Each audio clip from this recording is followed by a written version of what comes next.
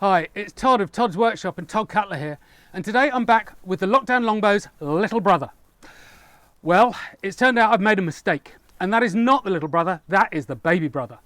And what I've done is I've cropped down, I've shortened one of my existing crossbows, and this is now the little brother. So, what went wrong? Well, I read your comments, and it seems that the estimate that I put on this for a £95 English longbow was actually probably wrong, and it's more like about a 75, possibly an 80, but around that area. And so what I've done is I've taken this one, I've shortened it to a point where I think it's going to be throwing out arrows at the lower end of what we assume to be an English longbow weight. You know, around the 120, 130 pound mark, something like that. So what we're going to do now is take all three of these, the baby brother, the new little brother, and the original Lockdown longbow. We'll take them down the range with our arrows, we'll shoot them at a shield and compare, you know, visually, just see how they perform against each other. But then also we'll put it through a chronograph, get the numbers, and we'll see how it references against Joe Gibbs's work, because I'm basically using him and his shooting, his weights, as a reference point for what I'm doing here, really. Right, let's go down the range. So out there now, 20 odd metres away, we've got my old trusty shield up. We'll shoot at it, compare them, see what it does. We've got a chronograph, we'll put it through that. And we have the stunt chickens in full effect. No chickens will be harmed in the making of this production. Nice. So top right hand corner, that is the area of the shield which has been the least shot before. So that's where I'm going to put all of my arrows today, I hope. Oh, and the number we all wanted, sorry, was 191 feet per second. Lovely, another one straight square in the middle of the shield, 189.5. And these arrows are 64 gram arrows, 65 gram arrows, needle bodkins.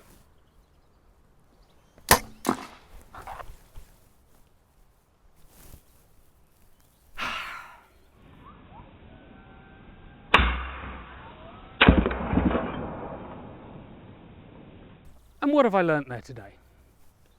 Don't shoot your GoPro cameras for the second time, they're expensive.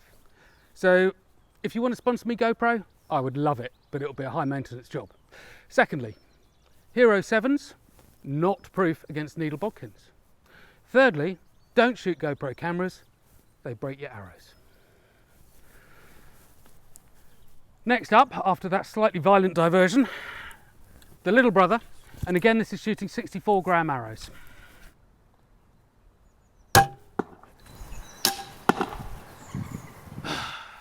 Well above the GoPro, but yes, straight pretty much where I want it. Oh, magic number, 155.4. 155.1. 152.